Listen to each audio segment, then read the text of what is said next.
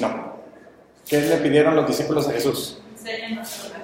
¿Qué estaba haciendo Jesús cuando le pidieron eso? Estaba orando. ¿Se acuerdan? Orar, rezar es lo mismo, ¿verdad? Entonces ahorita que estamos viendo el Padre Nuestro, decía, estaba rezando Jesús y lo ven rezando, pues imagínense, o sea, la manera tan grande que estaba rezando que los discípulos que eran judíos, o sea, ya sabían rezar, tenían los salmos, ahorita que los mencioné, los 150 salmos, todos son oraciones. Si no los conocen, léanlos porque son oraciones muy bonitas. Algunas de petición y otras hasta de queja y otras así de dándole alabanza a Dios. O sea, hay de todo, hay de todo. Pero si ven los salmos, dicen, pues los judíos sabían rezar. Entonces, ¿por qué le dicen a Jesús que quieren aprender a rezar? Si ya sabían. Pues imagínense la manera tan perfecta en que rezaba Jesús, lo cercano que se veía con el Padre cuando oraba, que decían, queremos hacer lo mismo que tú. Queremos acercarnos más a Dios como lo haces tú. Porque a fin de cuentas, ¿qué es oración? Ismael. ¿Qué es rezar? ¿Qué es oración? ¿Hacer qué con Dios? Acercarte a Dios. O sea, dialogar con Dios, hablar con Dios. Lo mismo que con una pareja, ¿verdad? ¿Cómo te acercas más a una persona? Pues hablando con ella, interactuando con ella. O sea, así te acercas. Lo conoces. Entonces, eso es la oración. Entonces, los discípulos le decían a Jesús, pues también queremos orar. Y Jesús entonces les empieza a enseñar la oración. Lo que sigue ahí, si se fijan, es el Padre Nuestro, pero está un poquito más corto. La versión que usa la iglesia está en Mateo. Si están en Lucas, váyanse para atrás 2 libros. Atrás está Marcos y luego Mateo. Mateo 6, del 9 al 13. Y esa es la versión del Padre Nuestro que usamos en la iglesia.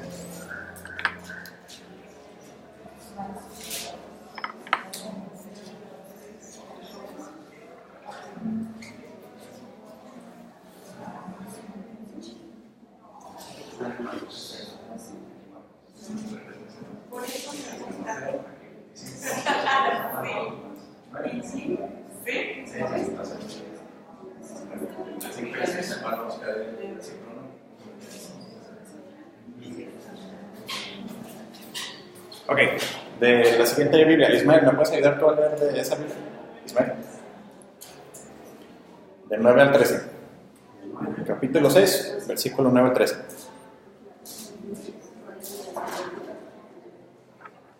¿Cómo dice?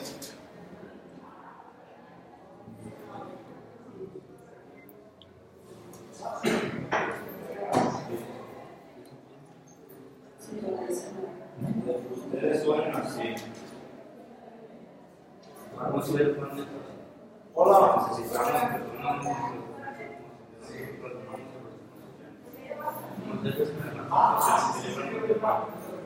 Ok, para los que traen su Biblia, ¿sí vieron que es el Padre Nuestro o falta algo? Díganme honestamente, ¿falta algo de la versión que se saben ustedes? ¿Falta algo o está completa? ¿Qué falta? O sea, que empieza con Padre Nuestro, Ajá. Ajá. Ajá. ¿Qué más? Cotidiano, perdónanos nuestras deudas, incluidos a nosotros perdonando nuestros deudores. Ajá. No nos dejes en tentación, el maligno. El maligno. Pero si es el Padre Nuestro completo, ahorita lo vamos a ver por qué. Pero quería que vieran esta versión para que se den cuenta de las peticiones. Son varias las peticiones que estamos haciendo en el Padre Nuestro. Ahorita las vamos a desglosar. Pero se fijan, es más o menos, en esta versión está un poquito diferente porque pues, la traducción es otra, pero por eso también nos sirve que conozcan diferentes traducciones de la Biblia. Por ejemplo, la Biblia que tienen ahí, la Biblia de Jerusalén, es más literal. ¿Se acuerdan que les dije una más literal? Trata de preservar más el significado original. Y la versión que les di allá es la Biblia de las Américas, que usa una traducción un poquito más coloquial. Entonces, para que lo entendamos mejor nosotros. Pero a veces, como si alguna vez han estudiado otro idioma, saben que no siempre se traducen las cosas iguales. Entonces, por ejemplo, en esta, quiero que escuchemos cómo se escucha el Padre Nuestro en esta versión, del 6 al 13. Perdón, del 9 al 13. Padre nuestro que estás en los cielos, santificado sea tu nombre, venga tu reino, hágase tu voluntad, así en la tierra como en el cielo. Nuestro pan cotidiano, danoslo hoy, y perdónanos nuestras deudas, así como nosotros hemos perdonado a nuestros deudores. Y no nos dejes caer en tentación, mas líbranos del mal. Ok.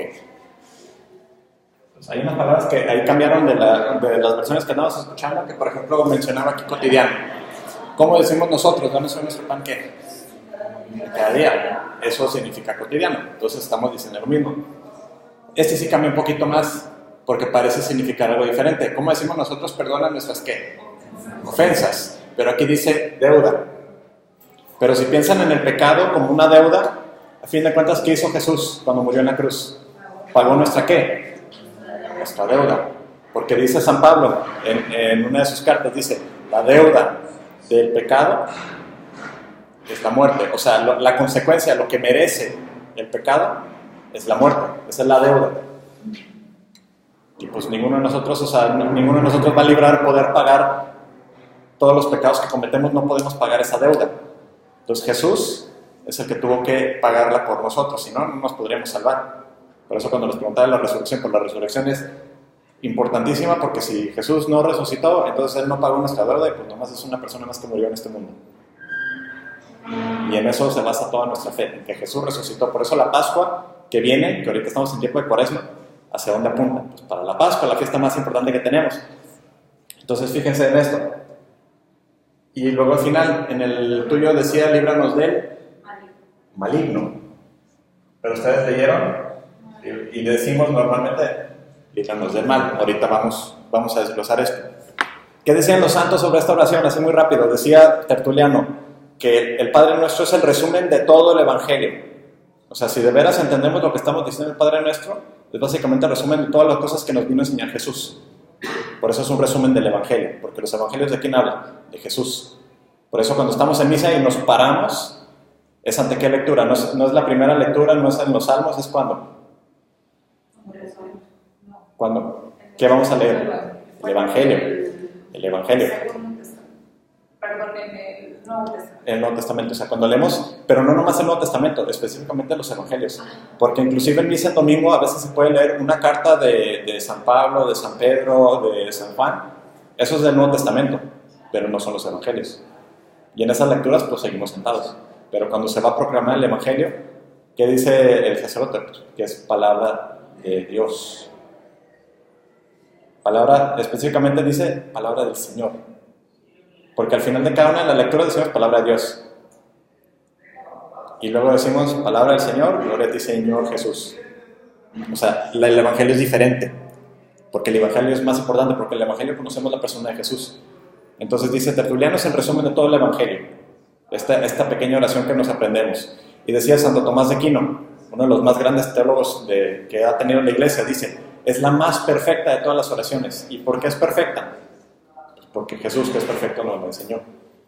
Se le llama también la oración del Señor, y no del Señor de la esquina, el Señor de los tamales, el Señor de los tacos, no, sino Señor en el sentido de Señor como Rey.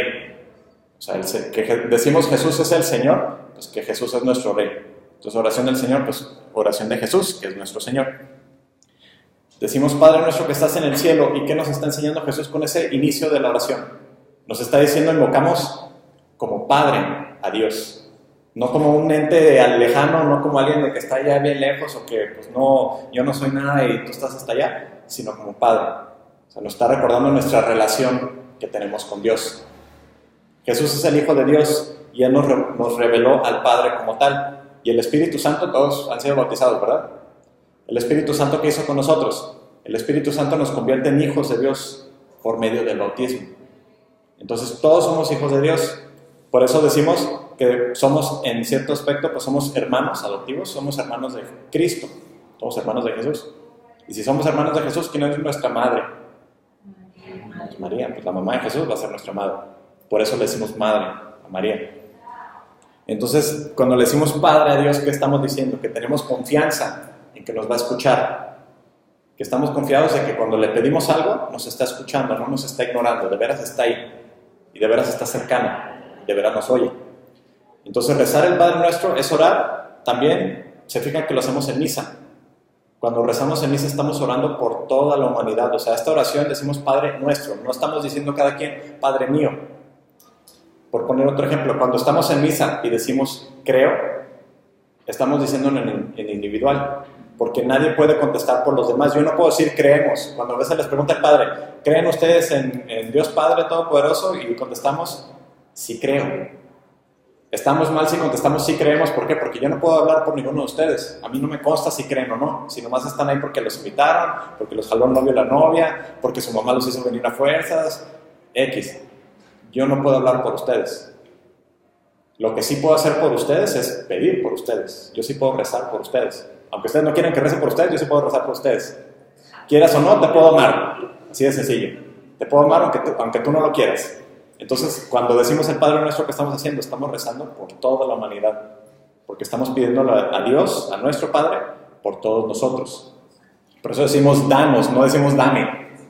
Danos hoy nuestro pan. O sea, pedimos todas esas cosas en nombre de todos. Y cuando decimos que estás en el cielo, estamos indicando no un lugar físico, ¿verdad? Como el astronauta ruso que se quiso hacer chistoso cuando el primero que subió al espacio y que dijo, no veo a Dios. Pues obviamente que no. Ahí no está Dios, allá afuera. No tiene su casa en la luna. Ahí no está Dios. El cielo no indica un lugar, sino es un modo de ser. Y sobre todo también qué expresa de Dios. Él que está en el cielo, pues nos recuerda su majestad, nos recuerda su santidad, que Él está sobre todas las cosas. Entonces vámonos a las 7 peticiones. Fíjense ahí donde están, ahí en Mateo. Van a ser 7 las peticiones que le hacemos a Dios. Porque le pedimos cosas. Porque normalmente cuando uno ama a una persona, lo propio del amor, ¿qué es? Pensar en el otro, pensar en la persona que amamos, y no el egoísmo, porque también ahí viene la lujuria, o sea, del egoísmo, del deseo de tú hacerte feliz, a ti mismo, el yo y yo, pero el amor va para afuera. Entonces, primera petición que le hacemos al Padre, santificado sea tu nombre. O sea, empezamos con la oración, lo invocamos, Padre nuestro que estás en el cielo, o sea, le estamos diciendo que nos escuche, pero lo primero que le pedimos, santificado sea tu nombre. ¿Y cómo esa es una petición? Pues primero lo estamos alabando, o sea, estamos reconociendo que Dios es santo. Pero, ¿qué estamos pidiendo? Que con nuestra vida y con nuestra oración, el nombre de Dios sea conocido por todos los hombres. Y eso es algo que se nos olvida hoy en día. Todos estamos llamados a evangelizar, no nomás los catequistas. Todos están llamados a evangelizar, todos están llamados a que se conozca a Dios en el mundo. Ahorita, ¿qué es la crisis que estamos teniendo de fe? Pues que nadie conoce a Dios ya. O sea, ¿quiénes están hablando de Dios? ¿Quiénes están predicando a Dios? No, nadie. Todos están haciendo los mudos de que, pues nomás voy a ser buena gente y que no se van a conocer a Dios. Mentira. Mentira. Porque Jesús, ¿qué dijo? No dijo vayan y sean buena onda. Dijo vayan y prediquen el Evangelio. Esa fue la comisión de Jesús. Prediquen. Y prediquen significa hablar. Decía San Pablo, ¿cómo van a conocer a Dios si nadie predica? ¿Y quién va a predicar si nadie es enviado? O sea, la gente, para que conozcan a Dios, pues tienen que hablarles de Dios. Todos los que están ustedes aquí en este cuarto y pues los que han venido a este curso, ¿para qué vienen? Para conocer mejor a Dios. Y luego les toca a ustedes hacer lo mismo, que se multiplique ese efecto. Como los de pirámide, pero sin las tranzas. Sino más bien de que empieza con uno, ¿y qué pasa? Ese uno le enseña a 2, por decir, y esos 2 que le enseñan a otros 2, y esos 2 a otros 2, y ven que rápido se va a esparcir todo. Así le hicieron los discípulos al principio. Poco a poquito fueron convirtiendo a las personas y ellos convertían a otros y pues así todo el mundo lo fue llegando a conocer. Pero ¿qué pasa si nadie dice nada? Pues entonces nunca se va a multiplicar, nunca se va a dar a conocer. Segunda petición, venga a nosotros tu reino. Venga a nosotros tu reino. ¿Qué estamos pidiendo? Primero estamos pidiendo la venida final del reino de Dios, la segunda venida de Jesús. Esa palabra que todo el mundo tiene miedo, el apocalipsis. Estamos pidiendo que se acabe el mundo. Y la gente dice, no, que no se acabe. Pero en realidad eso es lo que deberíamos de estar pidiendo. Quieren que se acabe el hambre, quieren que se acabe el sufrimiento, la violencia, todo lo que está pasando, todo lo que está de cabeza en el mundo. Pues que venga Jesús glorioso para poner orden por fin en todo el mundo. Eso es lo que deberíamos de estar pidiendo. Pero por egoísmos y otras cosas, pues ¿qué estamos haciendo? Buenas noches. ¿Se puede? Sí, se puede. Y si no, de todas formas pasa. Entonces, ¿qué estamos pidiendo? La venida de Jesús. Pero también, ¿qué estamos pidiendo? Que el reino de Dios crezca ahorita. O sea, aquí es donde estamos empezando con el reino de Dios, que se esparza, que se da a conocer. Por favor. ¿Qué estamos pidiendo entonces? Que crezca el reino de Dios. Váyanse hasta atrás, al final de su Biblia. ¿Qué libro es ese? El Apocalipsis, el libro que le da miedo a la gente que nunca lo ha leído.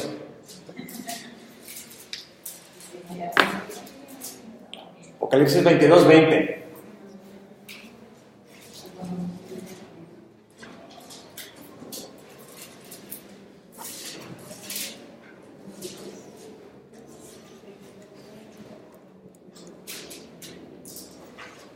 Y ahora vámonos de este lado. Ahorita que lo encuentre. ¿Hasta el final? Sí, hasta el final es esa el Apocalipsis. Bueno, el último libro, porque si se van hasta atrás son sus notas o el índice o no sé. Depende de su Biblia.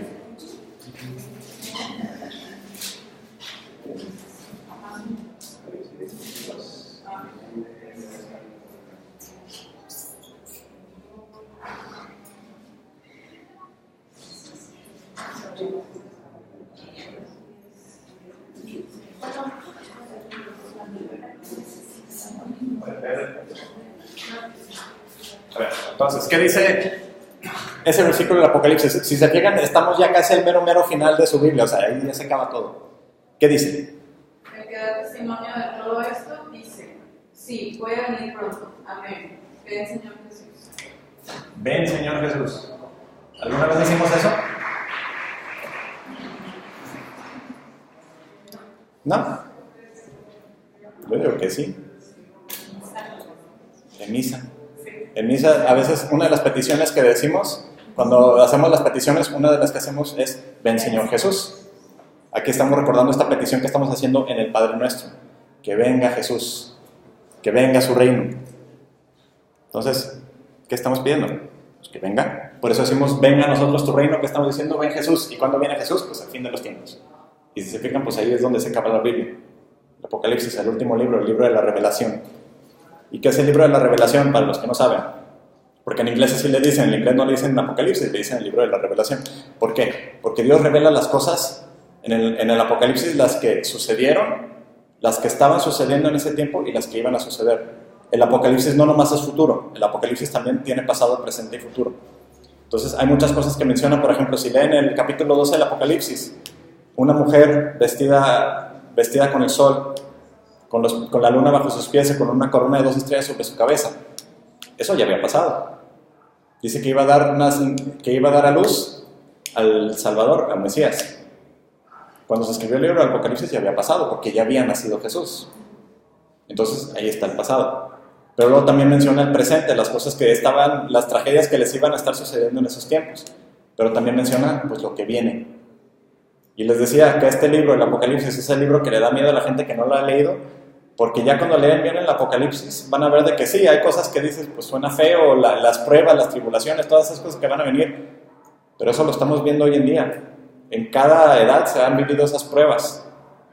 Y más bien el Apocalipsis, ¿para qué es? Para prepararnos para decir, hay que mantenernos constantes. Porque ¿qué vemos al final? ¿Cuál es el final del libro? Aquí sí se vale arruinarles el final. Dios gana. Dios triunfa. Entonces, ese es el final del libro, ese es el final de la historia, literalmente. Los buenos ganan, gana Dios.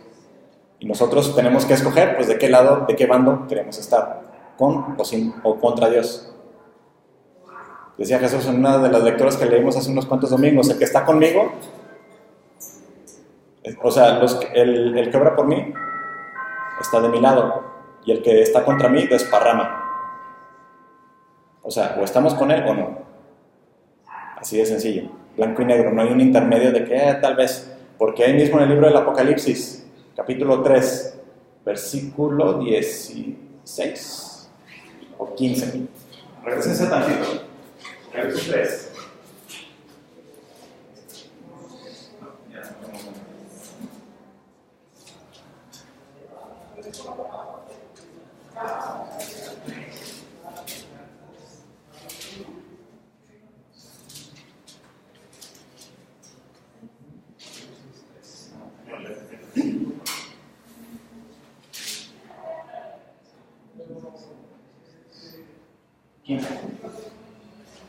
Apocalipsis 3:15. ¿Está dormida eso?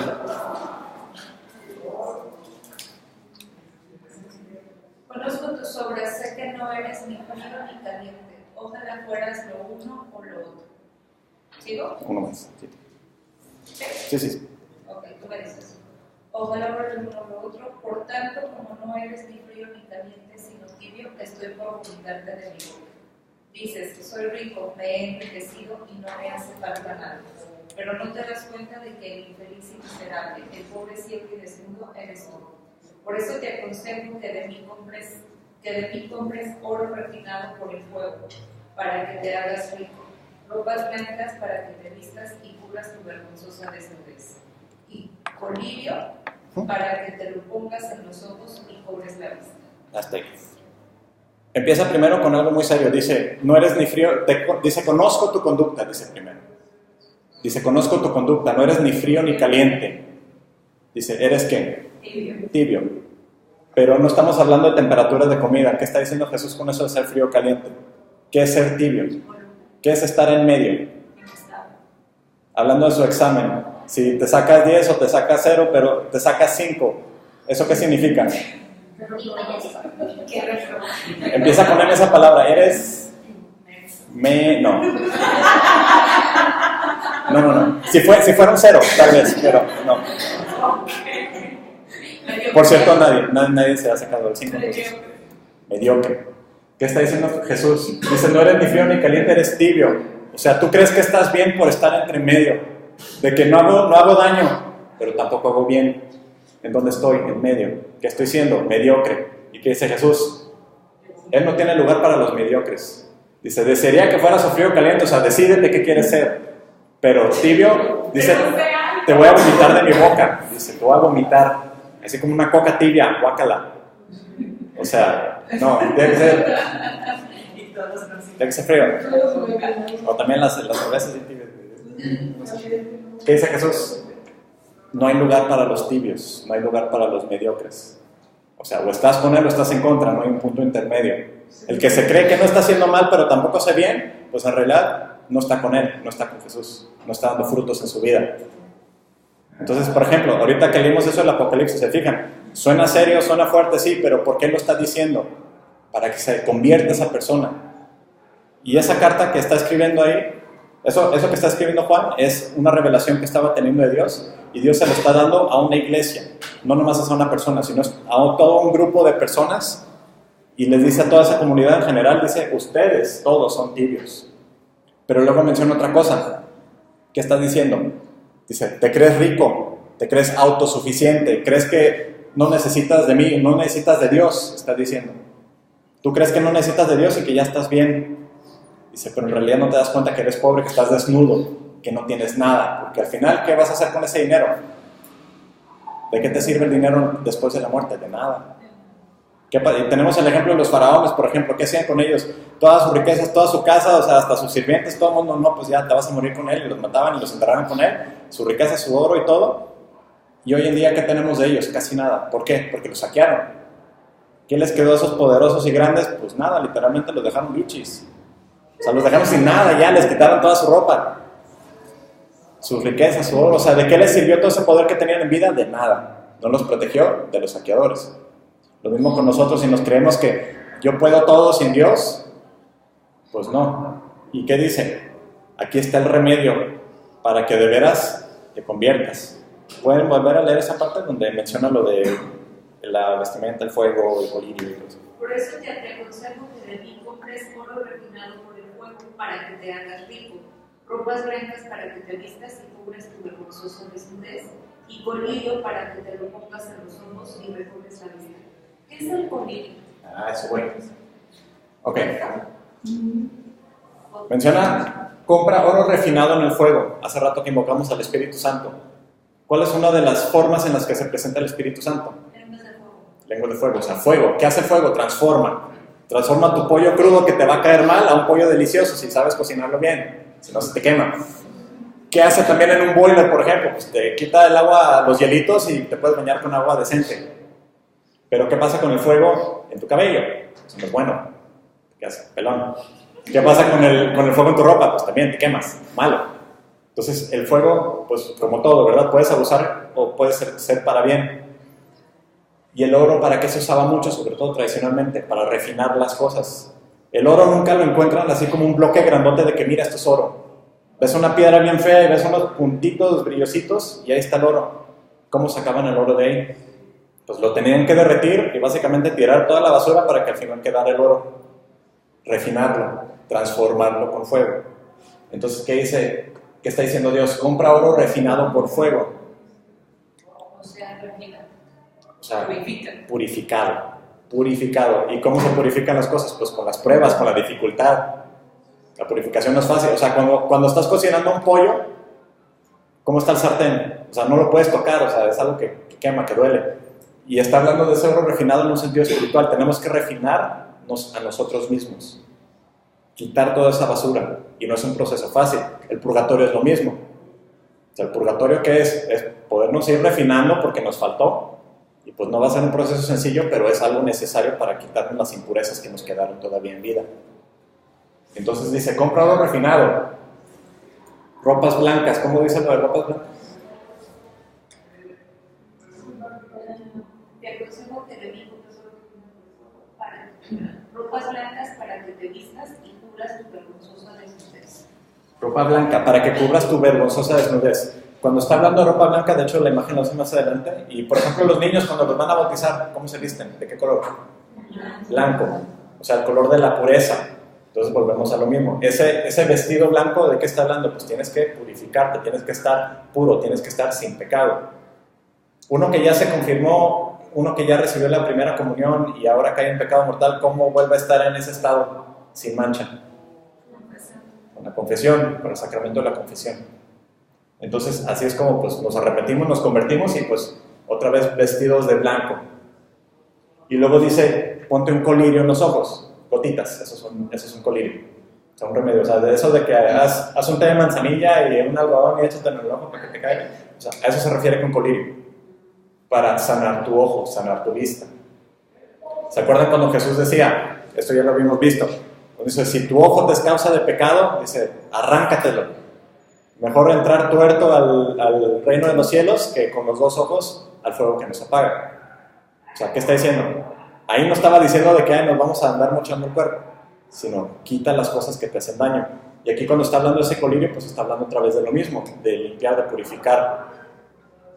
O sea, tienes que purificar también tu vista, tu forma de ser. O sea, aquí está hablando básicamente de todo, en un sentido espiritual, en un sentido corporal.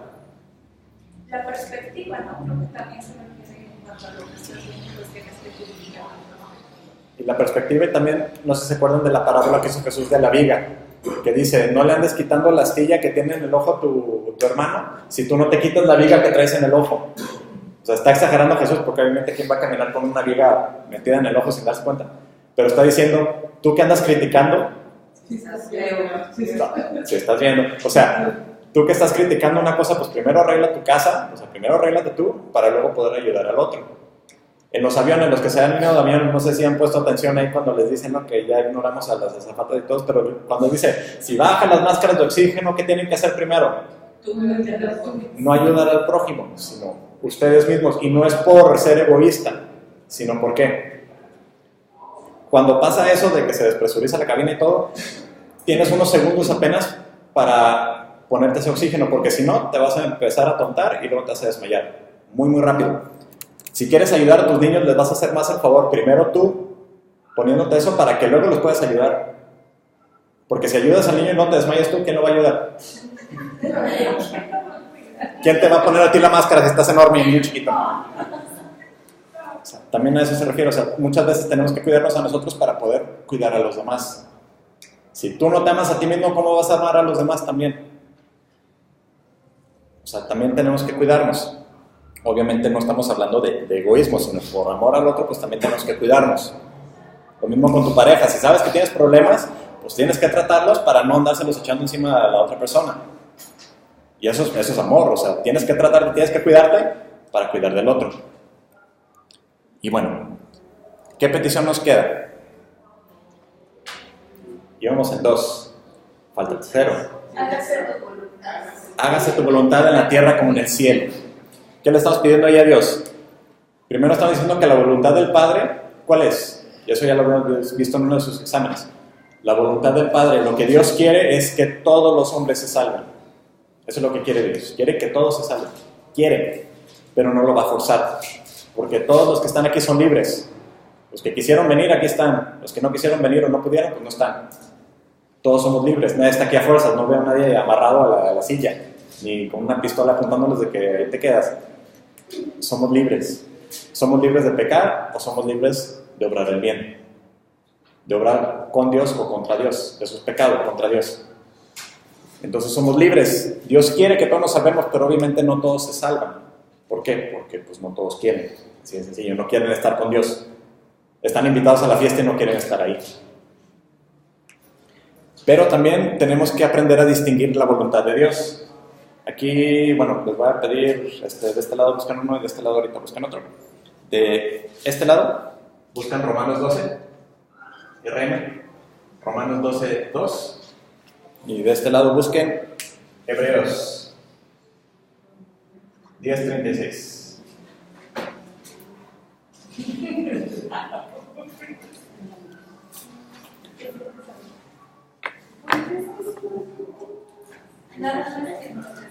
Entonces, ¿buscaron otra Biblia tampoco? Es que me agarró el tráfico y según yo se alcanzaba, pero ¿Y lo que es tu Biblia? no. Entonces, Romanos 12, 2 de este lado y Hebreos 10:36.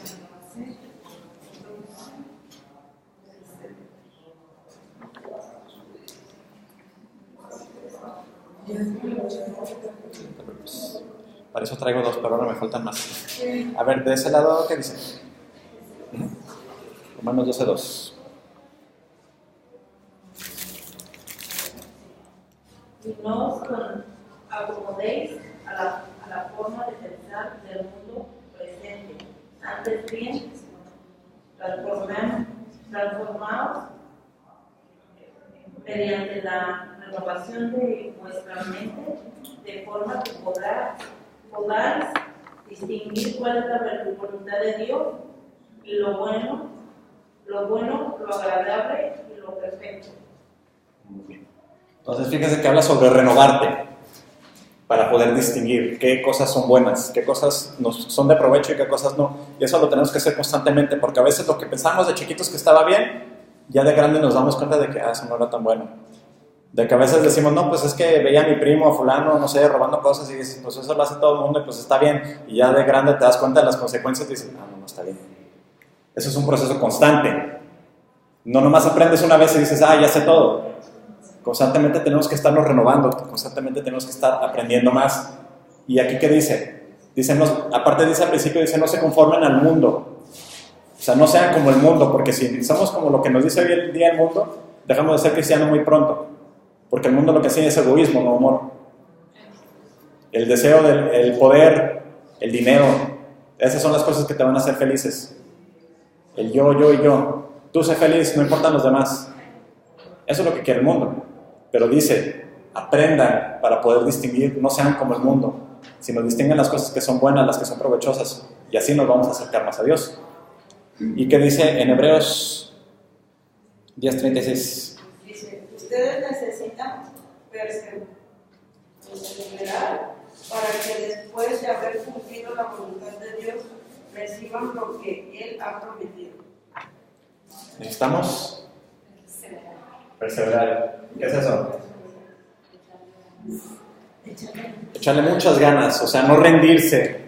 A la primera, a la segunda, a la tercera vez que se pusieron difíciles las cosas para los que somos de Dios, pues tenemos el ejemplo de Jesús. Muchas pruebas tuvo, muchas personas en contra. 2 veces lo intentaron de matar antes de la crucifixión, no sé si se acuerdan de esa. Una vez lo intentaron despeñar, o sea, de un monte muy alto se lo llevaron hasta allá arriba y lo iban a tirar para matarlo.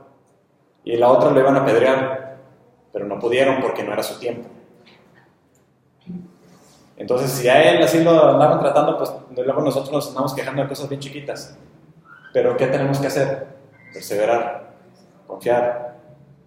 El que pide mucho no es el que desconfía, todo lo contrario, el que pide mucho es el que confía. El que pide una sola vez a Dios y dice, no, ya no voy a pedir, es el que desconfía porque dice, pues ¿para qué sigo pidiendo? Ya no me va a hacer caso, no me escucha, no le importo, no soy bueno, no sé, la excusa tonta que nos entre en la cabeza, eso viene del demonio.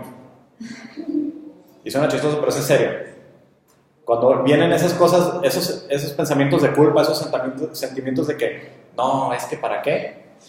Ese es el demonio que te quiere alejar de Dios. Igual también cuando puedes llegar a pensar que ya pediste mucho. ¿Que tú qué? Que ya pediste mucho. Exactamente, también puedes decir, ¿para qué le pido a Dios? Si ya sabe, si llevo 1 año pidiéndole o 2 años pidiéndole algo, ¿para qué le sigo pidiendo? Tal vez Dios no quiere que haga eso. Perseverar. Para eso también es bueno conocer la vida de los santos. ¿Saben quién es Santa Mónica? La mamá de San Agustín. Un super pecador que él escribió su propia biografía. De hecho, históricamente se cree que San Agustín escribió la primera biografía en toda la historia. Y no escribió cosas bonitas, o sea, escribió una vida horrible que tuvo. O sea, era un hereje, perseguía, iba en contra de la iglesia, tuvo hijos fuera del matrimonio, andaba con quién sabe cuántas señoras y etcétera. O sea, súper pecador.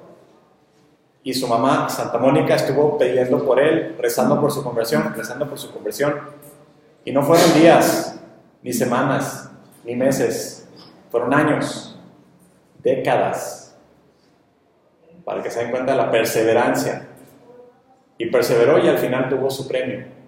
Vio la conversión de su hijo. Lo vio convertido. Y se convirtió en uno de los grandes santos que tenemos y escribió un montón de cosas grandísimas en San Agustín. O sea, hay que perseverar, no hay que desesperar, porque lo que el demonio quiere es que desesperes. ¿Qué pasó con Judas, el Iscariote? Acuérdense que hay 2 Judas. San Juditas, el que tenemos ahí en la estatua con su medalla y la flamita, que mala vez yo he visto que lo usan para cosas como el tarot y tontería y media. San Judas Tadeo es santo, pero había otro Judas también entre los 12, Judas el Iscariote, el que traicionó a Jesús, y él se desesperó, él no perseveró, él no confió en poderse arrepentir y poder estar bien con Dios. ¿Y saben qué pasó con él? Se suicidó. Y eso no te deja en un buen lugar. San Judas se suicidó. No San Judas, perdón. Judas el Iscariote. Es que nada más ando pensando en Tadeo. El bueno, el que sí vale la pena. Entonces, eso es la constancia. Ahora vamos a la 4ª petición. Danos hoy nuestro pan de cada día. Y no estamos hablando nada más del alimento de todos los días, de que dame pan de comer, literalmente dame el bolillo, dame una conchita o dame unos pingüinos o no sé, lo que se les antoje. No nos referimos al alimento corporal nada más. También es una parte de... Pero cuando Jesús hablaba de eso, no hablaba de eso, literalmente. O sea, cuando nos vamos a la traducción más original, hablaba de un alimento especial, un superalimento en cierto sentido. ¿Y eso dónde lo vemos? En el capítulo 6 de Juan, cuando Jesús dice, el que come mi carne y bebe mi sangre, ¿qué tiene? Vida eterna. O sea, hay que comer su carne. Entonces, ¿qué? Parte de lo que pedimos en ese danos hoy nuestro pan de cada día, pues una parte es el hambre de la palabra de Dios, para conocer más a Dios. Pero más perfecto todavía es el hambre de recibir el cuerpo de Cristo. Para eso es el ayuno eucarístico. No sé si conocían eso, pero existe el ayuno eucarístico. Es básicamente, mínimo lo que se nos pide es 1 hora antes de comulgar, ayunar, básicamente. O sea, no comer nada. Así como cuando te dicen, ayuna 8 horas antes de que te hagan la prueba, o espérate 1 hora antes de meterte a la alberca para que no te dé calambre, cosas así. 1 hora antes de comulgar, no comas nada. El agua, por cierto, está permitida. La medicina, si tienes que tomarla, también no rompe el ayuno. Pero en lo normal es pues, no andar comiendo. ¿Por qué? Pues primero por respeto a quien estamos por meter en nuestro cuerpo, pues a Jesús, a Dios mismo. Pero la otra... Y se pierde con esa hora de ayuno porque la verdad es muy poquito. Antes el ayuno tenía que ser 12 horas. Antes el ayuno básicamente era vete a dormir y cuando te despiertes, pues hasta que no vayas a misa no vas a desayunar. O sea, era un ayuno largo y tenías hambre. Pero esa hambre era para que nos recordara también de tener un hambre espiritual por Cristo. O sea, que esa hambre física se vuelve también en hambre por Cristo. Y yo creo que la mayoría cuando hacemos ese ayuno de 1 hora, pues la verdad no nos da mucha hambre. Todavía estamos llenos, todavía estamos envasados. Entonces, ese era el significado del ayuno eucarístico. Querer recibir el cuerpo de Cristo. No sé si leyeron la historia de Moisés cuando estaba el pueblo de Israel en el desierto. Estaban con hambre y Dios todos los días les daba algo para que comieran. ¿Qué les daba? El maná. Maná significa literalmente, ¿qué es eso? y no sabían qué era eso, pero que era el maná, era pan bajado del cielo.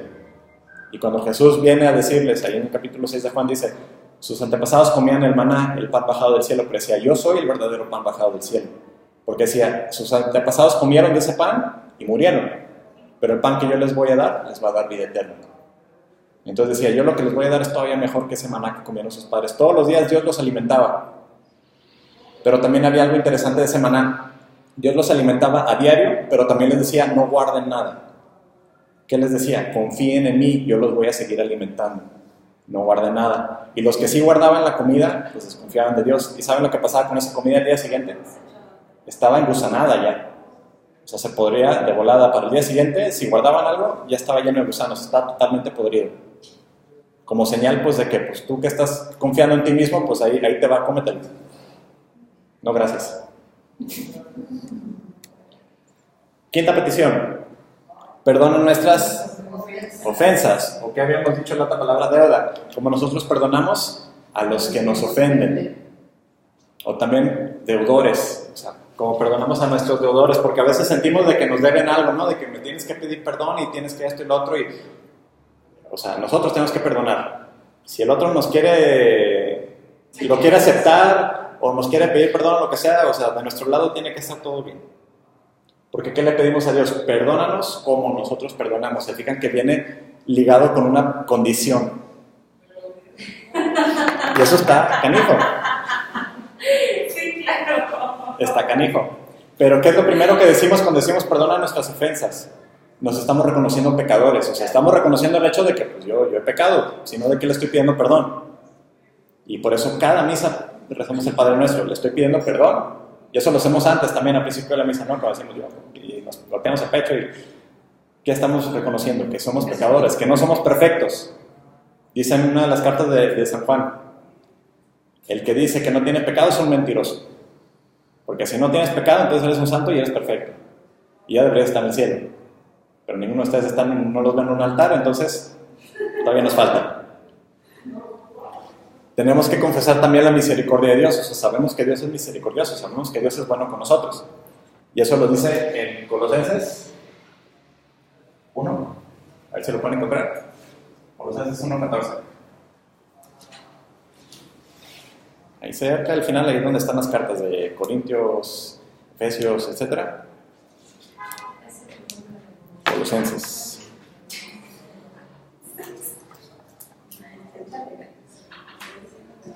Ajá, por allá más, ajá. Colosenses Nuevo Testamento y cerca más del final que del principio. ¿Ya? ¿Qué dice? Porque recibimos la redención en perdón de los pecados. Pero lo completo desde el 13. No, sí. Redención y perdón. O sea, esto nada más para recordarnos. Digo, si lo quieren leer completo está mejor. Pero es nada más para irnos rápido a lo clave. Recordamos que fuimos redimidos, fuimos comprados. ¿Fuimos comprados por quién? Por Cristo. ¿Y cuál fue el precio? Su sangre, su vida. O sea, fuimos comprados por Él, ¿para qué? Para ser salvados. Había una deuda sobre cada uno de nosotros y Jesús dijo, yo lo pago. Entonces nos recuerda también San Pablo en otras cartas, fuimos comprados y a un precio altísimo. ¿Y qué recibimos? El perdón.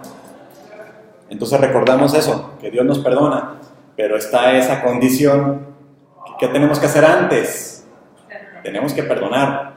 Decía Jesús en el capítulo 5 de Mateo, cuando están las bienaventuranzas, bienaventurados los misericordiosos, porque recibirán misericordia. O sea, bendito tú que perdonas, porque Dios también te va a perdonar. Porque si le pedimos a Dios, Dios, sé bueno conmigo, pero con Él no, a Él castígalo. Pues va a decir Dios, pues tú tampoco estás sin cola que te pisen. Entonces, se fijan, esta petición es una petición de humildad. O sea, le estamos pidiendo a Dios que nos perdone como nosotros perdonamos. O sea, humildemente, pues no es fácil lo que estamos pidiendo. Porque le estamos pidiendo algo grandísimo a Dios. Que borre la mancha de nuestros pecados. Pero también nos pide que hagamos algo. Y es por nuestro bien. Dios no quiere que suframos, pero sabe que es necesario. Por eso también cuando nos vamos a confesar, a veces les da la pena de que, ay, es el padre fulano y me conoce, y ay, qué pena, y etcétera, etcétera, mil excusas para no quererse confesar. Pues sí, qué bueno que te sientes mal, significa que estás arrepentido de lo que hiciste, pero ahora lo tienes que hacer. Porque si te echas para atrás, pues no le estás pidiendo perdón a Dios y no vas a recibir el perdón. Si yo te digo, tengo 100 pesos, nada más tienes que pararte aquí y recogerlo y no te paras, pues aquí se quedan. Lo mismo el perdón de Dios. Tienes que ir a pedirlo y para recibirlo. Por eso nosotros no somos como algunas sectas que dicen, ay, nomás le hago una petición en mi cabeza a Dios de que Diosito, perdóname y ya estoy perdonado. ¿De verdad estás pidiendo perdón? Porque se vuelve muy fácil nomás decir, sí, perdóname Dios. Y de veras estamos perdonando de todo corazón. Pero cuando nos tenemos que parar ante un ser humano, a algún ser viviente que nos va a escuchar y que va a entender lo que le estamos diciendo, sí o no cuesta mucho trabajo. Porque es muy fácil mentirnos a nosotros mismos. Por eso Dios instituyó los sacramentos de esta manera. Porque sabe lo que nos conviene. Sabe lo que es mejor para nosotros. Y cuando estamos confesando los pecados ante un sacerdote, no lo estamos haciendo ante un hombre cualquiera, sino es ante Cristo mismo el que lo está haciendo a través del sacerdote. Cuando dice, yo te absuelvo todos tus pecados, no es el Padre fulano, es Jesús. Lo mismo en la Eucaristía, cuando dice, este es mi cuerpo, pues es Jesús el que lo está diciendo. Y por eso se hace. Porque sabemos que la palabra de Dios hace lo que dice. Génesis 1, dice Dios, hágase la luz. ¿Y qué pasó? Se hizo la luz. Viene Jesús y le dice a un muerto que está en una tumba, 4 días ya se está pudriendo, y le dice, sal de ahí Lázaro. ¿Y qué pasa? Sale. Yo tengo, ahorita que lo mencionaste en el examen, dice que decía una parte que Jesús fue el primero en resucitar, y yo sé que no, porque ya estaba basada. Pero Él revivió, porque luego volvió a morir. Pero cuando hablamos de la resurrección, es la resurrección gloriosa. O sea, cuando resucitó Jesús ya tenía un cuerpo glorioso, ya no podía sufrir. De hecho, vemos que el cuerpo de Jesús ya no era normal. Porque tenía aparte de que tenía las heridas sin sangrar, se fijan en Pentecostés antes de Pentecostés, cuando están los discípulos todos encerrados, Jesús aparece ante ellos en medio. No tuvo que tocar la puerta, déjenme pasar, o sea, se apareció en medio de ellos, pero ya con un cuerpo físico. Y luego también, y de hecho, pues luego pensaban que eran un fantasma, por lo mismo, y luego que les dice Jesús, tienen algo de comer y comen enfrente de ellos, para que vean que no se está cayendo la comida por ahí, no soy un fantasma, soy de verdad, soy de carne y hueso. Pero también Jesús, si se fijan, desde que resucita, no lo reconocían. Jesús podía cambiar su aspecto. No sé si alguna vez han preguntado por qué de la Virgen hay tantas imágenes. Porque ella también, como tiene ya ese cuerpo glorioso, ¿qué puede hacer? Pues puede cambiar su aspecto. ¿Y para qué? Pues para parecerse más a las personas a las que se acercan. La morenita que tenemos nosotros, pues de los mexicanos. O en Lourdes, que pues obviamente más güerita. Y así, en África, pues una virgen negrita. ¿Por qué? Pues porque puede. O sea, cambia su forma de verse. ¿Para qué? Para acercarse más a nosotros. Porque nunca se han puesto a pensar eso. Ahora que pasemos a las lecturas de la Pascua, que ya están prontas por venir. Fíjense en eso, de que estaba María Magdalena, que lo conoció, y cuando se le acerca a Jesús, pensaba que era el jardinero, y le dice, si sabes dónde está su cuerpo, dime. Estaba hablando con Jesús y no lo reconocía. ¿Por qué? Lo estaba viendo y no lo reconocía. Pues porque no se veía como era antes. Hasta que no dice su nombre, hasta que no la llama María, entonces ahí como que se le caen, por decir así, las escamas de los ojos, se da cuenta de que, estoy hablando con Jesús. Y lo mismo con los discípulos de Maús, que también no se dieron cuenta de que era Jesús, hasta que hace la consagración, cuando dice que partió el pan, y ahí lo reconocieron. Y así muchos otros, lo mismo. No lo reconocían al instante, sino hasta después. Entonces, un cuerpo resucitado ya no es lo mismo. Es muy, muy diferente el cuerpo que vamos a tener todos al resucitar. Porque también, aquí ya no estamos yendo un poquito por la tangente, pero por ejemplo, esas personas que fueron mutiladas, esas personas que les faltó algo, pues dicen, ¿a poco creen que va a revivir, va a resucitar, con eso que le faltaba? Pobrecito Juan el Bautista, entonces, ¿sí conocen qué le pasó a él? Imagínense, va a resucitar sin cabeza, pues pobrecito. Obviamente. Entonces, fíjense lo último, sobre el perdón, la cosa más difícil, perdonar. ¿Qué nos dice el catecismo? Dice, el perdón es posible, ¿cómo? Si le entregamos nuestro corazón al Espíritu Santo para que nos dé esa gracia para amar hasta el extremo igual que lo hizo Jesús. Porque Jesús amó hasta el extremo y el ejemplo ahí está en la cruz. Amó hasta el extremo, dio todo, no se guardó nada. Y entonces, ¿qué vamos a hacer con el perdón? Cambiar una herida por compasión. En vez de andar ardidos, vamos a entender o tratar de entender al otro. ¿Cuántas veces no les ha pasado a ustedes al revés? Que alguien se enoja con ustedes o se molesta con ustedes por un malentendido. De seguro alguna vez en su vida ya les ha pasado. Porque no se dieron a entender. Entonces, pues a veces tenemos que hacer lo mismo para el otro. A veces pensamos de que hay este fulano, que esto y lo otro, y no nos dimos cuenta de lo que realmente está sucediendo. Entonces tenemos que convertir esa herida en compasión, entender al otro. Pero también la ofensa, cambiarla a intercesión. ¿Qué nos decía Jesús? Recen por sus enemigos. Entonces, en vez de ofensas, de desearle mal al otro, todo lo contrario, desearle bien. Porque eso es el amor, desearle el bien al otro y no pidiendo nada a cambio. Amor no es sentir bonito por el otro, porque Jesús no dijo, siente bonito por tu enemigo. Dijo, ama a tu enemigo. ¿Y cómo lo amas? Pues pide por él, pide por su conversión, pide por sus necesidades, pide por la persona, no por ese enemigo que te hiciste en tu cabeza. El perdón, dice el catecismo, es la cumbre de la oración cristiana, porque es lo más difícil que podemos hacer, porque solo lo podemos hacer con la gracia de Dios, no por nuestra fuerza. El Papa San Juan Pablo II casi lo matan y pudo perdonar al que lo intentó matar, pero no fue de inmediato. No era de que, pum, lo mataron y nomás sale del hospital y sí, yo te perdono. Fue un proceso, pero lo pudo hacer. Entonces el perdón no es algo automático, no es algo inmediato, no es algo de que de un día para otro, ok, ya estoy bien, ya estamos bien y te perdono. O sea, si les cuesta trabajo perdonar, está bien, pero trabájenlo. Que no se estanque, que se vuelva algo feo, como una herida, que no se pudra. Sexta petición, no nos dejes caer en tentación. Entonces aquí volvemos a lo que decíamos, de distinguir. Hay que saber discernir entre lo que es una prueba y que nos hace crecer en bien y lo que es una tentación que nos va a conducir al mal.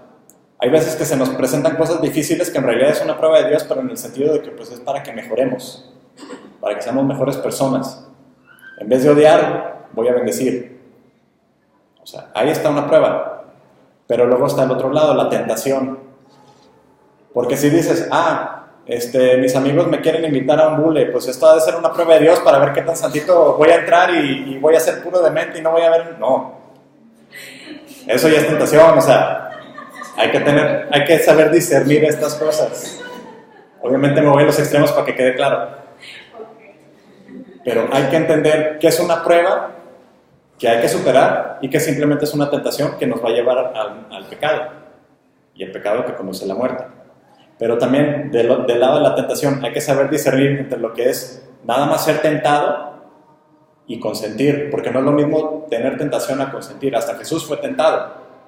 Cuando tenía hambre en el desierto y el diablo le dice, convierte estas piedras en pan, y él tenía el poder de hacerlo, pues es Dios, pero no lo hace. Y tenía hambre, pero no lo hace. O sea, el diablo nos tienta y hay que saber discernir entre, me entró un pensamiento horrible en la cabeza, pero fuchin, no le voy a dar vueltas, o sea, sí me entró, pero ya, lo voy a hacer a un lado, voy a pensar en otras cosas. No es lo mismo eso a consentir, a seguirle dando vueltas en mi cabeza y a meterte más en ese pensamiento. No es lo mismo. Entonces también hay que aprender a discernir entre qué es ser tentado y qué es consentir, porque ser tentado no es pecado. Si les digo, no piensen en un elefante rosa en un triciclo, ¿qué tiene en la cabeza? Un elefante rosa en un triciclo. Pero nomás porque entró esa imagen en su cabeza, no significa de que, ya pequé, si les hubiera dicho algo feo. No. El pecar es, ahí, quédense con esa imagen en la cabeza y siguen dando vueltas. Ahora denle un amiguito ese elefante y ahora pónganle un circo y así, y síganle ahí echando. O sea, ándale. Ahorita que está la película. Ay, no sé, ¿tienes eso tanto algo para volver a sacar esa película? O sea, yo no entiendo, a mí de niño me fue traumada. Pero fíjense, o sea, no, sí queda claro, ¿no? O sea, no es lo mismo que de que te entra el pensamiento a estarle dando vueltas. O sea, consentir es una cosa. ¿Consentir qué es? Básicamente la diferencia cuando vienen ahí de que, ya saben quiénes, los faldones, a decirles de que vamos a hablar de no sé qué. Ser tentado es que, pues, que les abriste la puerta y ahí te están hablando. Pero ¿qué es consentir? Pásenle. Obviamente, si ustedes quieren evangelizar a esa persona porque ya están bien formados en su fe, qué bueno. Pero si todavía están débiles en su fe, pues más bien están entrando en peligro porque luego capaz que les hacen el coco wash. Que les lavan la mente. Que te vas con ellos. Dejas la iglesia y ahora tú también te haces una faldón. Y ahí andas de casa en casa predicando un evangelio falso. Y a un Jesús falso, un Jesús que no es Dios. Los testigos de Jehová no son cristianos. Porque creen que Jesús es un hombre. No que es Dios. Entonces no son cristianos. Lo mismo los mormones, porque los mormones son todavía más raros porque ellos son politeístas. Los mormones creen que Jesús es Dios, sí. Dios Padre es un Dios, sí. Y un día tú también serás Dios. De tu propia esquina del universo. Y así todos los que son parte de los mormones algún día son dioses. Y Dios Padre tuvo un Dios y así para atrás. Y es un asco. Está bien en revisión, pero no te lo dicen de la primera. A la primera entra con su Biblia de que sí, que Jesús, que esto y lo otro. Pero ya cuando te metes, está bien raro. Entonces no hay que caer en la tentación, hay que ser vigilantes. Entonces cuando decimos no nos dejes caer en la tentación, ¿qué le estamos pidiendo a Jesús? Tener la gracia de la vigilancia.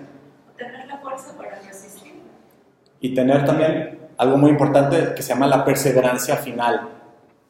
Porque eso enseñan muchos santos de que en los últimos momentos de tu vida es cuando más vas a ser probado. Cuando estás por morir es cuando más duro va a echarle todo lo que tiene el diablo contra ti. ¿Para qué? Pues para que no te vayas con Dios. La perseverancia final es una gracia ¿para qué? Pues para seguir fiel a Dios. Para no renegar. Para de veras seguir fiel en el camino. Esa es la perseverancia final, es una gracia también que nos da Dios. Entonces no hay que tener miedos, hay que cooperar con esa gracia, no tirarla a la basura del último minuto. Te tiran el salvavidas y dices, no gracias, y te ahogas. O sea, la perseverancia final sí la vamos a recibir, pero pues es de nosotros y lo aceptamos. Y la última petición, líbranos del mal o del maligno, que es más cercana a esa traducción. ¿Por qué? Porque le estamos pidiendo que nos libre del maligno, que es ¿quién? Satanás, el que está opuesto a Dios. Y ojo, cuando hablamos de que está opuesto a Dios, no estamos hablando como los orientales que creen que existe un balance entre el bien y el mal y que básicamente el diablo es como el balance de Dios. No. El diablo no le llega ni a nada, le llega, o sea, no es ni polvo comparado con Dios, no es nada, porque es una criatura. Entonces nosotros no creemos en ese dualismo de que existe el balance entre el bien y el mal, no. ¿Está opuesto a Dios? Sí, pero cada uno de nosotros cuando pecamos hacemos lo mismo, nos oponemos a Dios, a su voluntad, porque queremos imponer nuestra propia voluntad. Lo mismo Satanás, que quiso, en vez de hacer la voluntad de Dios, la mía. ¿Qué le dijo a Adán y Eva? Van a ser como dioses. O sea, en vez de seguir a Dios, pues ustedes van a tomar su lugar, van a usurpar su lugar, que era lo que quiso hacer el demonio. Y así como un adicto quiere que otro caiga en su misma adicción, Satanás quería hacer lo mismo. Ustedes caigan de la misma manera que caí yo. Cometan el mismo error. Dice en el Apocalipsis 12:9, le dice que es el seductor del mundo entero. Padre de las mentiras, le dice Jesús. O sea, de ese, y nos recuerda San Pablo, nuestro enemigo no es de carne y hueso. No somos nosotros que luego nos andamos peleando cada rato por tonterías. Dice, nuestro enemigo es espiritual. ¿Nuestro enemigo quién es? Pues todo el que está opuesto a Dios. ¿Y esos qué son? Los demonios. Ese es nuestro enemigo de verdad. Y por eso les decía, tenemos que tener nuestras armas. Y una de ellas es el rosario. Las oraciones que portamos. ¿Se acuerdan que les decía que el rosario lo portaban? Si se fijan, los franciscanos, por ejemplo, lo tienen colgando de un lado, los rosarios grandotes. Y no es como moda, no es un accesorio. Es reemplazando la espada que antes colgaba de su lado. Y ahora es un rosario. O sea, es el arma contra el demonio. Porque nuestro enemigo es espiritual. Y lo vencemos con la oración, con el ayuno. No con puños ni con nada de eso. Vemos en la cruz cómo Jesús venció el mal. Y no lo venció echando pleito. Dejó que todo el mal se vertiera sobre él hasta que ya no tenía nada más que dar. Y resucitó. Venció la muerte. O sea, como esa de que, pues pégame hasta que te canses y ya no tienes nada más que hacer. Eso hizo Jesús con el mal. Dame todo lo que tienes, haz lo peor que puedes hacer. Y hicieron lo peor. Lo humillaron. Lo desnudaron. Se burlaron de él. Lo abandonaron sus amigos. Lo golpearon, físicamente lo maltrataron hasta el extremo, por eso murió tan pronto. O sea, lo maltrataron, le hicieron de lo peor, todo lo que se podía. Y de todas formas salió triunfante. Eso es lo que también nos espera a nosotros, por eso pedimos, líbranos del mal. para seguir con Él. Y también le pedimos una cosa más, le pedimos a Dios el don de la paz y la gracia de la espera perseverante, o sea, de esperar en que viene Jesús. Volvemos a lo mismo, no desesperar, tener esa confianza de que de veras viene. Cuando hacen oración y sienten paz, es señal de un buen fruto, o sea, de que de veras fue una buena oración la que hicieron. Obviamente no es garantía, no siempre van a sentir paz, pero muchas veces, y fíjense en eso, de aquí en adelante, cuando vayan con el Santísimo y estén ahí un rato, o después de una misa, cuando la celebran de veras, no porque es que para ya poder hacer mis pendientes, sino porque de veras quieres estar ahí por Dios, fíjense si sienten o no paz. Y si tienen esa paz, fue una buena oración. No sé si tengan... Aparte, antes se me fue. Dijimos las 7 oraciones, pero no terminamos la oración. ¿Qué decimos después? Líbranos del mal y terminamos con amén. Amén. Y este amén es diferente al amén que decimos, por ejemplo, cuando nos dicen cuerpo de Cristo y decimos amén, ¿qué estamos diciendo? No. Cuando decimos así sea en la Eucaristía, ¿qué estamos diciendo? Si yo dijera el cuerpo de Cristo, así sea, ¿qué estoy diciendo? Pues ojalá. Y ninguno de nosotros dice ojalá, porque cuando dicen cuerpo de Cristo, ¿qué tenemos que decir? ¿Qué creemos? ¿Que es realmente el cuerpo de Cristo, sí o no? Sí. Sí. Entonces cuando decimos ese amén, estamos diciendo así es. Eso es lo que creo. Es un sí. Ese amén, cuando vamos a comulgar, cuando les toca comulgar, es un sí. Pero, porque muchas veces nos confundimos con el amén que también escuchamos así sea. En el Padre Nuestro sí decimos así sea. Porque en el Padre Nuestro cerramos esa oración, dice, el amén significa el así sea que contiene toda la oración. Porque hacemos peticiones. ¿Ya vino el reino de Dios, sí o no? ¿Ya estamos en el cielo? No. Entonces, todas estas cosas todavía no han pasado, por eso las pedimos. Entonces, cuando decimos amén, no estamos diciendo sí, ya pasó, sino estamos diciendo que así sea, que así se haga, que así suceda. Este amén del Padre Nuestro sí estamos pidiendo que pasen las cosas. Entonces, nada más lo repito para que les quede muy claro. El amén en el Padre Nuestro, ¿qué estamos diciendo a Dios? Que así sea. En el Padre Nuestro estamos diciendo que así se hagan las cosas. Pero en la Eucaristía, ¿qué estamos diciendo? Que sí es el cuerpo y la sangre de Cristo. Porque si no crees, entonces ¿para qué te estás parando ahí? Porque eso es lo que creemos. Como católicos es lo que debemos de creer. Es uno de los dogmas, que es el cuerpo y la sangre, el alma, la divinidad de Jesucristo en la Eucaristía. Ya no es pan, es Él mismo. Ahora sí, ¿alguna duda? ¿No? Así rapidito nada más. La próxima clase, que ya es la última antes de las vacaciones, ahora sí vamos a ver el examen. Vamos a ver así, ahora sí, con detalle, con lujo de tiempo, vamos a ver así más o menos las cosas, sobre todo las que me di cuenta que la mayoría se sacaba mal. Entonces ahí es donde me doy cuenta, por eso también me ayuda mucho. Ver esas cosas en las que la mayoría estaban mal es para decir, ok, aquí hay que hacer otra pasada para que nos quede claro. Hay otras cositas que pues más o menos, o sea, no es tan importante, pero por eso para los que todavía no lo han hecho, se los voy a pasar para que hagan ese examen. Y los que ya lo hicieron, pues ya tienen sus respuestas. Y si no lo han podido ver, me dicen, porque a mí me pasó un errorcito que no me salía el botón para ver mis respuestas. Pero repásenlo de una vez, o sea, les va a servir mucho. Y si les quedaron dudas todavía, mejor, para que el día del examen, que veamos las preguntas, pues entonces ya les quede claro todo. ¿Duda?